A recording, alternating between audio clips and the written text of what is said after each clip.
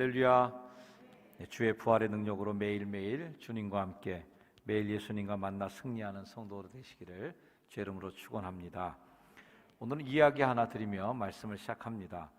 두 사람의 건축가가 일하러 나가는데요, 한 건축가는 자기 자신, 자기 가족들이 들어가 살기에 딱 알맞은 규모로 작은 집 하나, 아름다운 집 하나 짓고 있습니다. 집 외부에는 특이할 만한 것이 없습니다. 외부를 화려하게 치장하지도 않고 다른 사람들이 그 집을 어떻게 보든지 상관없어요. 우리 식구들이 그냥 안에서 잘 살면 되니까 내부는 잘 이렇게 만들어내요. 그래서 그와 그의 가족들만 보는 집이니까 우리만 좋으면 되지 하는 마음으로 집을 잘 짓고, 아는 궁정 같지만 다른 것은 다른 세상 사람들이 주목하지 않기 때문에 별로 관심이 없습니다. 다른 건축가는 예배당을 함께 짓습니다. 오랜 시간 동안 사람들의 기억에 남을 수 있도록 위험에 차고 아름다운, 그래서 그 건물을 바라보는 사람들이 주님이 우리를 초대해 주시는구나, 주님이 우리를 이렇게 안아주시는구나, 그런 하나님의 사랑, 하나님의 능력을 상상할 수 있도록 그분의 초대하심을 느낄 수 있는 예배당을 그분이 짓는 거예요. 소리를 좀 잡아주시면 좋을 것 같아요. 고린도서 14장에서 우리는 이 두 건축가의 색다른 면을 서로 보게 될 겁니다. 하나는 개인적으로 자신의 영성을 계속 세워나가는 사람이 있는가 하면, 또 하나는 공동체 안에서 공공의 덕을 세우는 사람이 있는 거예요. 오늘 이 14장 말씀에서 두 단어가 많이 등장하는데, 첫째는 방언이라는 말입니다.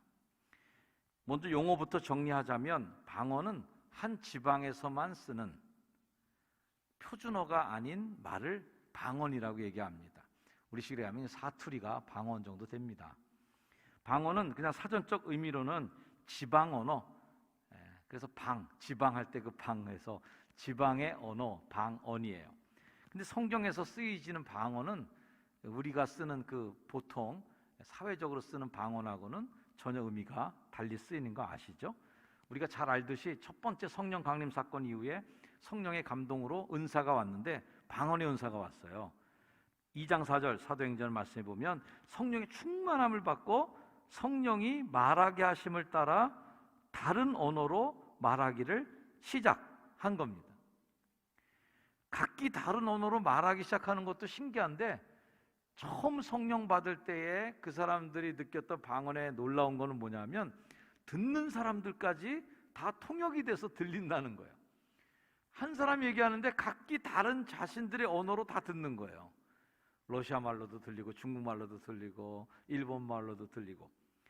성령의 역사로 인해서 바벨탑 사건 이후에 바벨탑에서 언어를 다 흩어놓으시고 불통하게 됐어요. 사람들이 서로 누가 무슨 말하는지 알아들을 수 없도록 언어를 흩어놓으신 이후에, 성령 사건 이후에 서로가 알아듣는, 말이 통하고 귀가 열리는 그러한 기적을 맛본 것이 성령 강림의 역사입니다. 제 친구 중 하나가 싱가포르에서 목회하고 있는 친구가 있는데, 그 친구는 중국 사람들을 대상으로 목회해요. 몇 년 전에 싱가포르 방문했는데 목회를 크게 하는 거예요. 숙소도 굉장히 좋은 자리 잡아주기도 하고 음식도 잘 대접해 주어서 잘 먹었는데요, 그 친구는 중국 선교를 하게 된, 싱가포르에서 목회된 계기가 뭐냐면, 중국말 하나도 못하는데 중국말 방언을 받은 거예요. 그래서 중국말 방언을 받았는데 중국말로 자기가 막 방언을 받아 얘기하는데 중국 사람들이 다 알아듣는 거예요. 그래서 중국 선교가 시작된 거예요. 신기하죠? 보면 영어 공부할 필요 없이 그냥 방언을 받았어야 되는 건데, 정말 우리가 생각하면 일반인들이 보면 상상할 수 없는 일들이 정말 생겨난 거예요. 그 나라의 언어를 말하게 된 거예요. 사도도 방언을 금지하지 않았습니다. 오늘 말씀 39절, 그런즉 내 형제들아 예언하기를 사모하며 방언 말하는 거 금하지 말아라. 또 어떻게 오히려 방언을 구하라는 거예요. 나는 너희가 다 방언 말하기를 원하나, 그러나 특별히 예언하기를 원한다, 이 말씀도 했습니다. 그런데 그렇게 좋은 은사였던 그 방언이 오늘 고린도서 14장에서는 뭔가 좀 틀어졌어요. 자, 고린도서 13장 말씀도 기억하시죠? 내가 사람의 방언. 자, 여기도 방언이 나와요. 방언을 하는 거 뭐 천사 같은 말을 해도 소리 나는 굴이 울리는 꽹과리다. 자, 이 방언이 그렇게 귀한 하나님의 은사인데 어찌하다 보니 왜 꽹과리 수준으로 이 방언이 전락했나? 오늘 우리가 이 고린도전서를 봐야 되는 초점이에요. 초대교회가 처음으로 이제 경험한 성령 체험은 방언의 은사로 나타나는데 아까도 말씀드린 것처럼 이 방언이 서로 알아듣는 거예요. 소통이 잘 되는 거예요. 제가 아무리 설교를 잘해도 여기 외국인이 와 계시면 알아듣지 못해요. 우리 교회 러시아 말을 하시는 성도가 계시잖아요. 저기도 앉아 계신데 나타샤는 말을 잘 알아들어요. 한국말 잘하는데 우리 지마가 조금 한국말이 익숙치 않아요. 그래서 제가 항상 토요일날 설교문이 다 완성이 되면 이메일로 꼭 제 설교문을 보내드립니다. 보내드려서 아마 통역 다 번역하고 미리 예습하고 오시는 유일한 제 설교문을 유일하게 예습하고 오는 분이실 거예요. 어쨌든 제가 그런 서로 간에 그런 소통의 노력이 없으면 아무리 제가 설교를 잘한다 해도 못 알아들으면 아무 소용없는 거죠. 알아들어야 돼. 근데 이 고린도전서 14장에 나오는 방언은 어찌 된 건지 소통을 만들어내기는커녕 불통의 은사가 된 것이 이 방언의 문제가 된 거예요. 자, 오늘 11절 말씀에 내가 그 소리의 뜻을 알지 못하면 외국인이죠 뭐. 쏠라쏠라쏠라서 얘기하는데 뭘 달라는 거야 도대체? 나한테 뭘 해달라는 거야? 알아들을 수가 없어. 또 내가 외국에 가서 한국말로 아무리 뭐라고 설명을 하고 하나님이 당신을 사랑하십니다. 하나님께서 당신을 위해서 십자가에 달려 죽으셨습니다. 아무리 천사 같은 설교를 해도 멀뚱멀뚱 쳐다보고만 있고 저 한국 사람에서 뭐라 그러는 거야 도대체? 알아듣지 못하면 뭘 하겠어요? 그건 소용없는 거예요.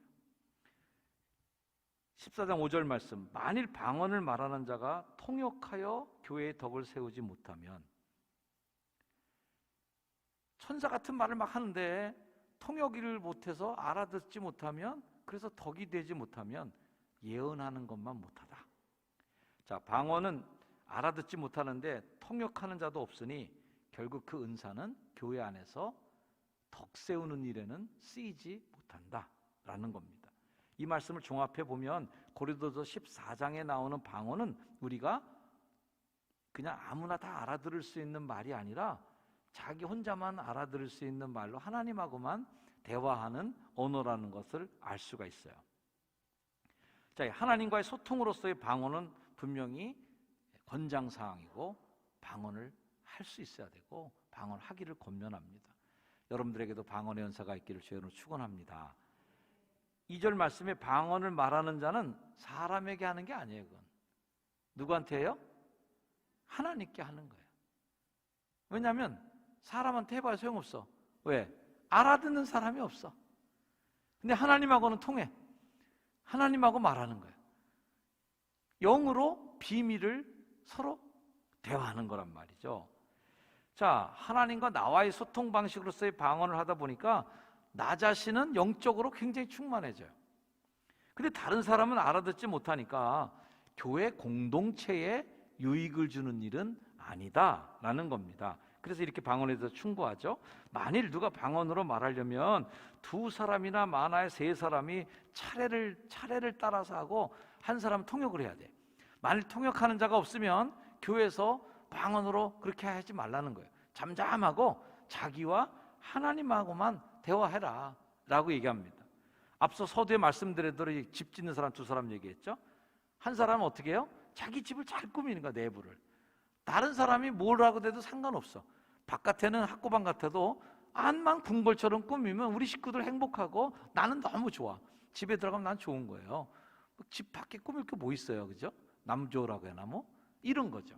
근데 덕을 세우는 일을 하려면 남들이 보기도 좋아야 돼. 남도 이해해야 된다. 그래서 만약 방언을 통역해서 다른 사람들도 들을 수 있게 돼서 교회의 덕을 세울 수가 있다면 그건 굉장히 좋은 일이에요. 앞서 말한 이런 이유를 들어서 사도는 그래서 방언하기를 즐겨하기보다 예언하기를 더 사모해라라고 얘기합니다. 자, 예언이 나오는데 오늘 말씀에 등장하는 단어인 예언도 아까 말씀드린 방언이라는 말하고 좀 용어의 차이가 있기 때문에 일반인들이 사용하는 예언하고 교회에서 사용해야 될 예언하고 조금 용어의 사용이 틀려요. 자, 14장 1절 말씀을 보면 이런 말씀이에요. 한번 같이 볼까요? 시작. 사랑을 추구하며 신령한 것들을 사모하되 특별히 예언을 하려고 하라. 이 말 들으면 우리가 부담 느낄 것 같아요. 아유, 예언을 하라고 그래요? 야, 이 예언이라는 거 대단한 거 아니야? 막 미래를 다 점치고 미래에 일어날 일을 다 막 얘기하는 그런 예언을 하라는 말이야? 아이고, 이럴 거 어떻게 해? 라고. 근데 이럴 때 사용하는 예언이라는 말의 용어의 정의는 이래요. 하나님의 말씀을 가르치고 풀어서 해석해 주는 행위를 예언이라고 그래요. 언젠가 제가 예언에 대한 해설을 들었는데 예언이라는 것을 어렵게 생각하지 말라는 거예요. 예언이 뭐냐면 하나님이 나한테 준 말씀이 예언이에요. 성경에도 예언자들이 나오죠. 그 예언자들은 미래만 얘기한 게 아니에요. 지금 현실에 있는 일들에 대해서 사람들한테 하나님이 나한테 준 말을 그대로 사람들한테 전달해 주는 역할을 한 사람들이 예언자들이에요. 하나님께서 주 여호와가 말씀하시니라 하면서 하나님이 내게 주신 말씀을 백성에게 전하는데 그게 내 마음에도 안 드는 말도 막 내가 하는 거예요.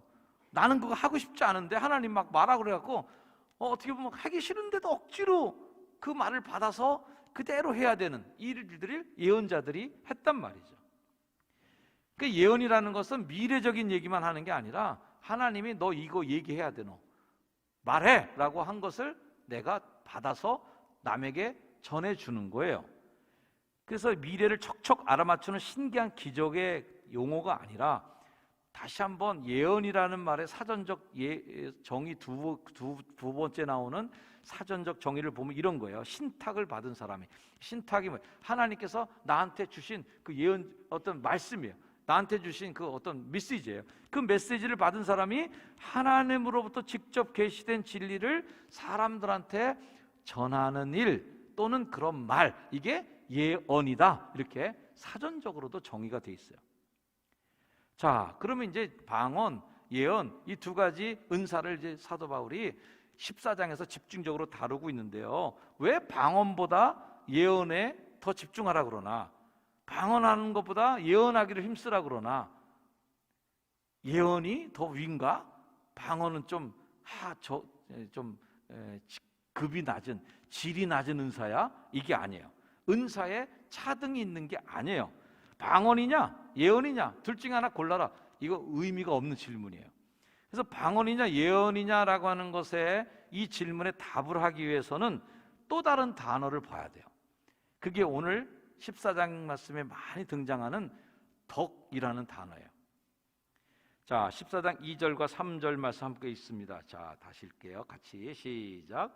방언을 말하는 자는 고린도 14장 2절 3절 말씀 어떻게 된 걸까요?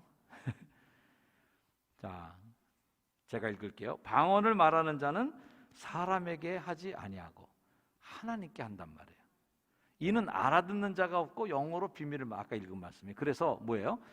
그러나 예언하는 자는 사람에게 말한단 말이에요. 그래서 덕을 세우며 권면하고 위로를 하는 것이다. 예언을 하는 것의 기능이 뭐예요? 덕을 세우고 권면하고 위로하고 이런 역할, 기능적인 일들이 거기 있는 거예요. 그래서 이 방언하고 예언의 차이를 사도가 설명을 해줍니다. 자, 그것이 4절과 5절 말씀이에요. 읽습니다. 시작.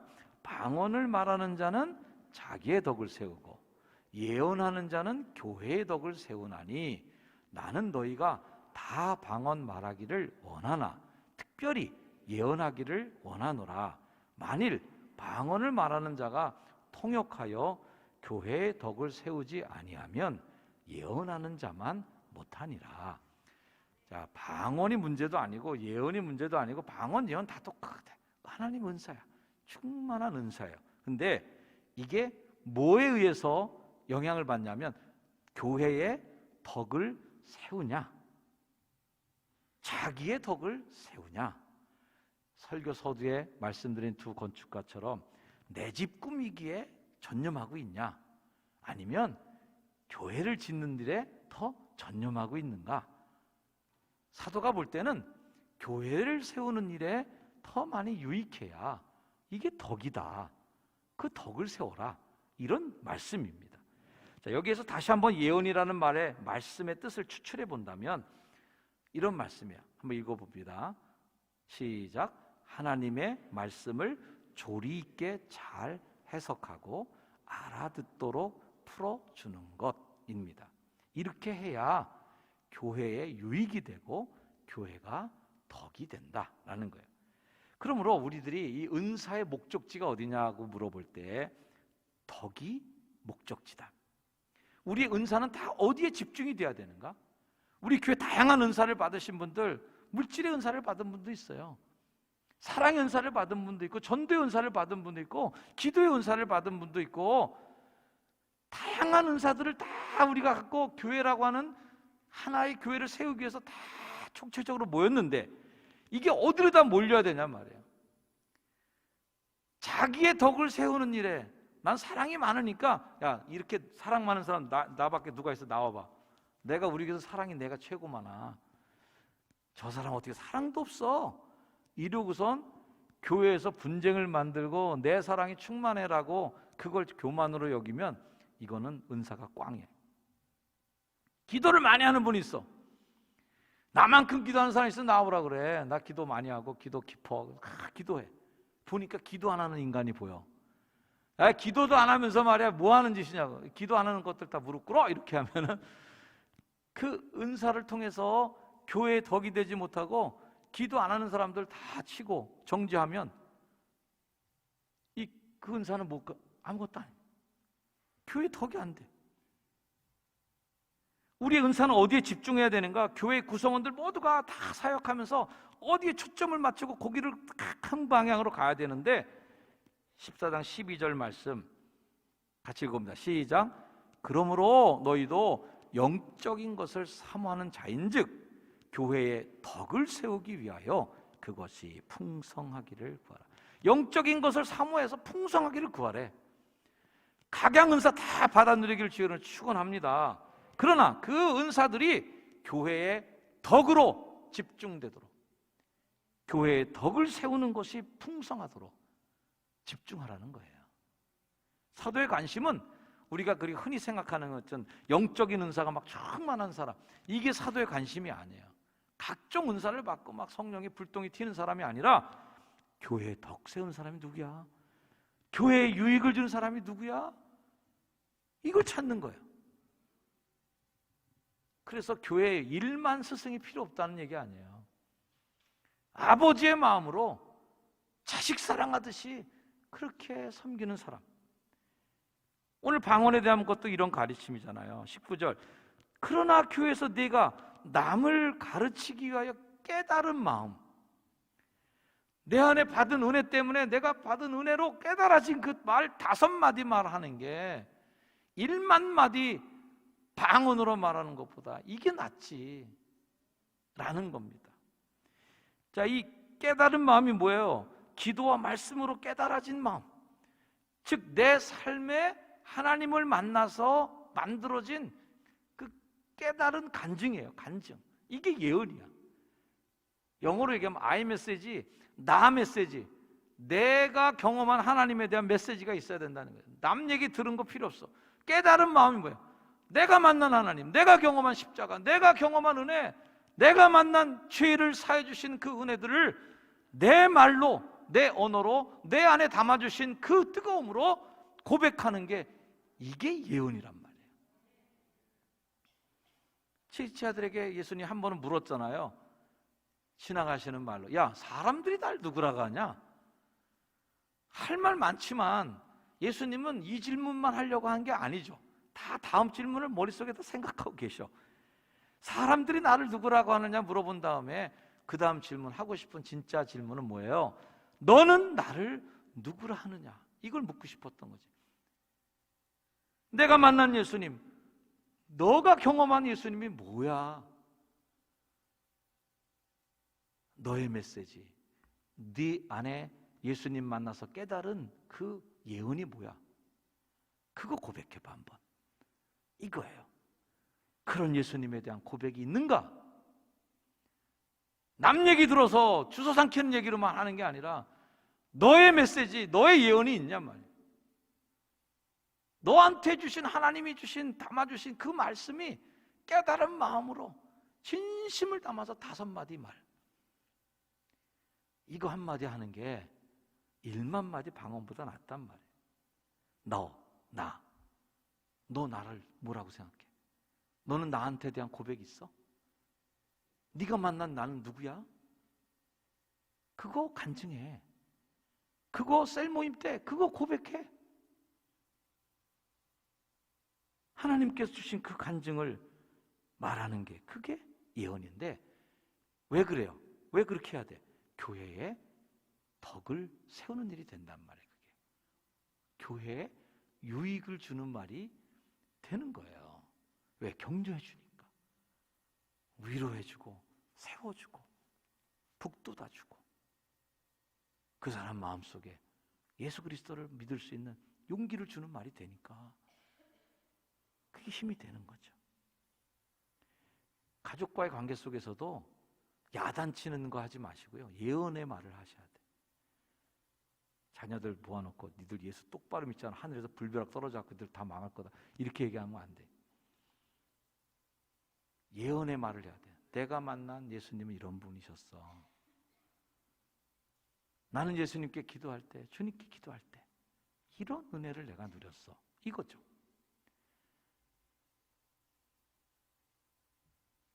어머니 간증 요즘 제가 많이 하는 것 같아. 달력을, 페이지도 아까우니까 다 달력 뒷면을 오려셔갖고 길게 족자처럼 엄청나게 길게 만드셔갖고 거기다가 이제 본인의 간증을 엄청나게 기록을 많이 하셨어요. 제가 사진을 다 찍어놓고 요즘 가끔씩 들여다봅니다. 보면 거기에 아주 귀에 그냥 딱지가 앉을 정도로 많이 들었던 그런 스토리들도 있고, 어떤 스토리는 처음 듣는 이야기도 거기 있어요. 그래서 거기에 그 본인이 간증을 이렇게 다 쓰시고, 성령 체험을 언제 했고, 어떤 기도의 응답을 받으셨고, 또 저를 낳고 저를 키우시면서 어떤 목사가 되라고 기도했던 이런 것들을 다 이제 거기 기록해 놓으셨는데, 그게 뭐야? 저희 어머니가 제게 주신 예언서예요, 예언서. 제 앞날을 점친 예언서가 아니에요. 그냥 나한테 어머니에게 주신 말씀을 말씀으로 남긴 거예요. 그게 저에게는 어머니가 저에게 주시는 예언이죠. 하나님 말씀 들리는 거예요. 아, 이렇게 믿어야 되는데, 이분처럼 이렇게 내가 기도해야 되는데, 그러니까 그런 것들이 감동이 되니까 그게 저한테 말씀의 예언이 되고, 저에게 충고가 되고, 제게 용기와 힘이 되는 거예요. 가족들과 만나면서, 자녀들과 만났을 때 여러분 1만 마디 방언하지 마시고 5마디 깨달은 마음으로 예언을 해주시길 바랍니다. 나는 이렇게 예수님 만났다. 너희들 키우면서 내가 만난 하나님은 이런 분이셨어. 친지와 만날 때도 교회 좀 다녀! 이렇게 얘기하지 마시고, 그 얘기 듣고 교회 나온 사람 이제까지 저는 한 번도 제가 목회하면서 보지 못했어요. 지나가다 누가 교회 나가라고 해서 교회 나왔다고? 없어요. 뭐 해야 돼? 예언의 말을 해야 돼. 나는 이렇게 주님 만나서 이렇게 살고 있다네, 이렇게 얘기해 주셔. 셀모임 만나서, 성도들끼리 만나서 재밌게 수다하시는 것도 중요하지만 하나님 만나서 깨달은 마음, 깨달은 마음을 예언해 주셔야 돼. 왜? 그 깨달음은 하나님이 누구에게 주라고 주신 은혜예요. 나눠주라고. 너 혼자 그거 좋아갖고, 너 혼자 간직하고, 너 혼자 쓰려고 준 게 아니야. 덕을 세우는데 쓰란 말이야. 덕 세우는데.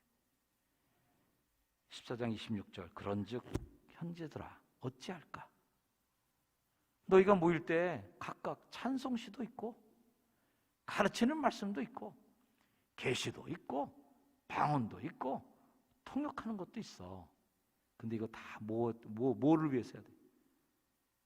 모든 것을 어떻게 하라고요? 덕을 세우기 위하여 하라라는 거예요.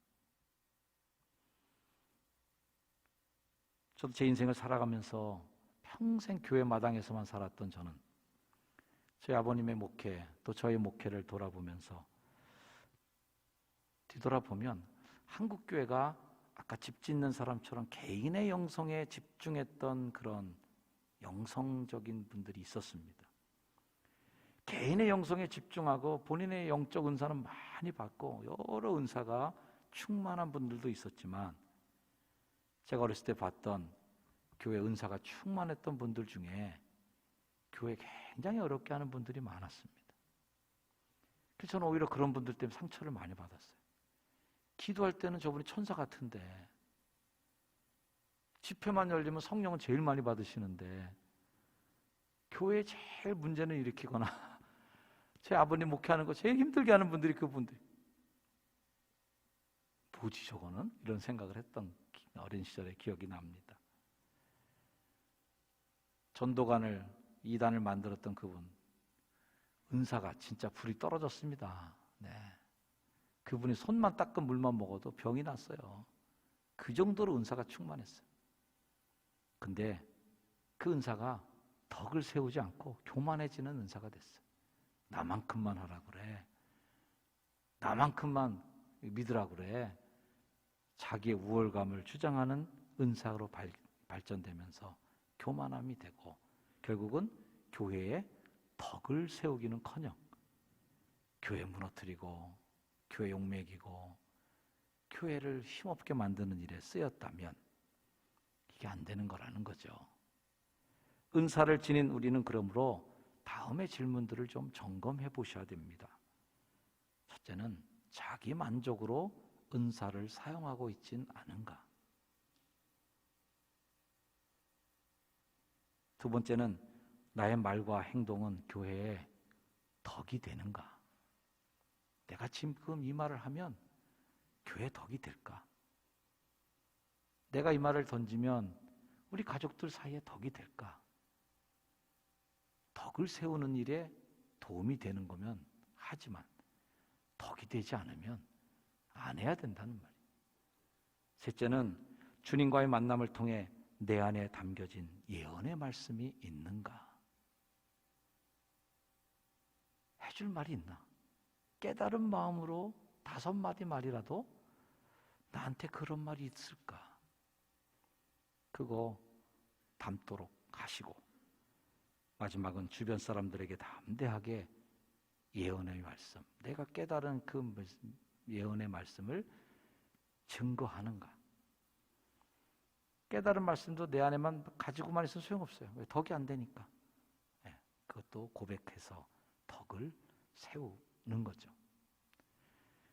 여러분들의 삶에 부어주신 하나님의 은사가 다 모아져서 종착지로, 집결지로 다 모아져서 교회가 세워지고 교회가 덕을 쌓아가는 이 모든 일에 여러분의 은사가 쓰여지기를 주의 이름으로 축원합니다. 기도하겠습니다. 주님, 각양 은사를 우리 교회도 주셨습니다. 우리 교회는 참 은사가 많은 분들 다 잘 모였습니다. 이제까지도 우리 교회는 그것을 하나로 융합시키고 잘 기능적으로 서로가 서로 지체들을 존중해주고 각각의 지체가 따로 놀지 않고 하나 되어 주님을 위해서 움직이는 교회 되게 하셨음을 감사를 드립니다. 앞으로도 더 덕을 세워나가는 모든 지체들 되게 하여 주시고 우리 교회 모든 임원들과 성도들이 교회의 덕이라고 하는 마지막 종착지를 향하여 서로가 서로를 배려하며 함께 나아가는 거룩한 공동체 교회가 되게 하옵소서. 예수님의 이름으로 간절히 축복하며 기도드렸사옵나이다. 아멘. 우리 모두 자리에 일어나셔서 결단 찬양 찬양하시겠습니다.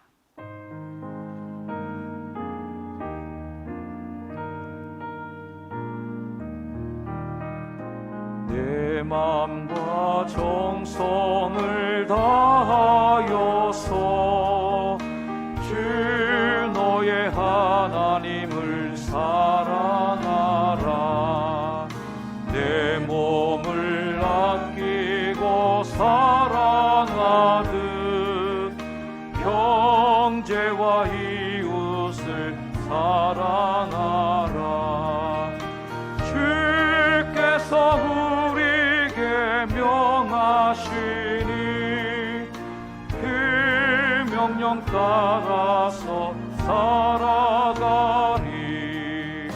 널 미워 해치는 원수라도 언제나 너그럽게 사랑하라. 널 핍박하는 자 위에서도 진실한 마음으로 복을 빌라. 주께서 우리에게 명하시니 그 명령 따라서 살아가리. 나 항상 주님을 멀리하고 형제를 사랑하지 못하였다. 이러한 죄인을 사랑하사 주께서 몸 버려 죽으셨다. 속죄의 큰 사랑 받으니 몸 내 생명 다 바쳐 충성하리.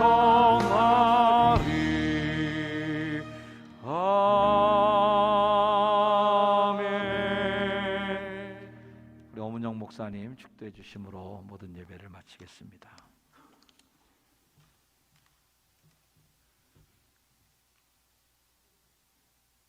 이제는 우리 주 예수 그리스도의 은혜와 아버지 하나님의 지극하신 사랑하심과 교회의 덕을 세우도록 우리를 초대하시고 도우시는 성령님의 은총과 역사하심이 함께 주님을 예배하는 모든 교우들과 저들의 가정과 일터 위에 영원토록 함께 계시기를 간절히 축원하옵나이다.